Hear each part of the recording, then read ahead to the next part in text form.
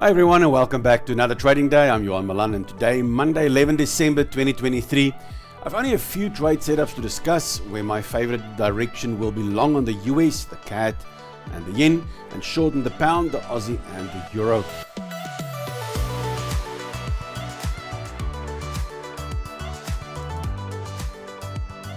The first pick of the day is a potential long on the USD Swiss. But before we proceed, remember that trading carries risk and never trade with money you cannot afford to lose. And at the end of this video, I will show you my favorite trade idea for today. So let's get started and turn pips and points into profits. The US Swiss, we can see the dollar has gained from the bottom spot over the last few days, strengthening a lot into the top three. And Swiss franc is busy falling. That was up there for quite a while also, and now losing speed. So being long US Swiss will help me in that direction. Trend brand new. It's been in a big downtrend. We've been shorting a lot down the page here, but now the trend is reversed and it seems like it wants to go up.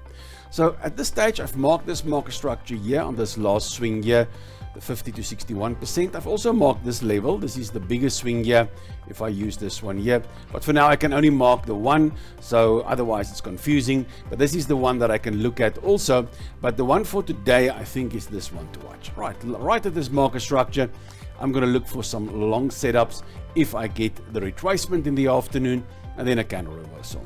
Pound CAD, this has been up my list for quite a while now. We haven't got a trade yet because it's going nowhere. The pound much weaker than the CAD, and we've got this big triangle, trend reversal up there.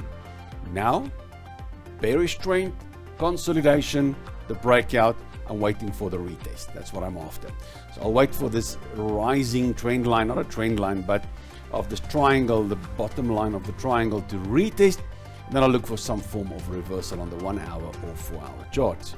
Then on the Aussie yen, Aussie much weaker than the yen. Yen still now got all the sparkle. It's been the black sheep for most of the year. Suddenly it's up there.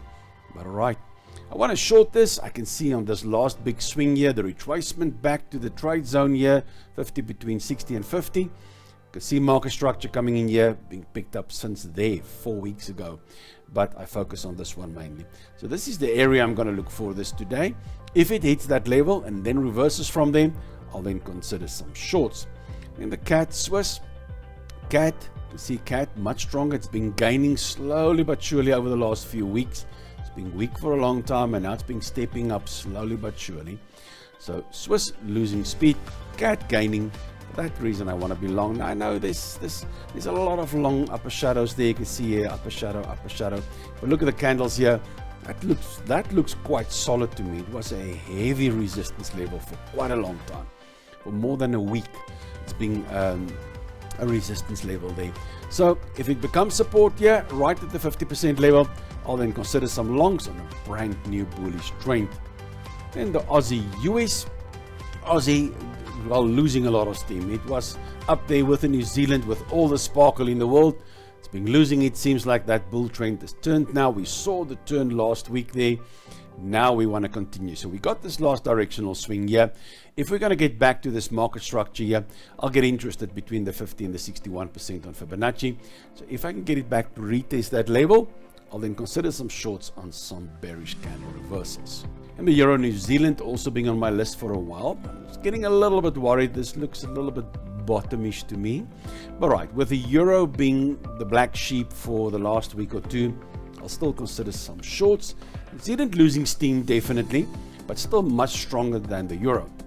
So if it gets there, I think we should see a sharp reversal if the Euro still wants to come down against the New Zealand. If it's going to be iffish, I'm going to step aside. Okay, it's FOMC week this week. I'm not going to take ridiculous chances. I just want to make sure that I catch them correct. I don't want to overtrade this week. I'll take my trades as they come up. I'm not scared of the news, but it is FOMC week and things can suddenly change. So I need strong and solid levels before I'll take a trade. And the New Zealand CAD, no Fibonacci level, but early reversal up there. And this is what drew my attention. Look at this nice run of the page. Then this top flat period. And now the breakdown with a big strong support level here that held for a long time. And New Zealand busy losing a lot of steam and the CAD gaining. So I think this is catching the momentum early in this trade. So I would like to short this. I won't use this candle. I haven't seen a decent close below. I'm not going to rush into it. It's very early in the trend. It's dangerous so early in the trend. However, it is very, very profitable when you catch them right.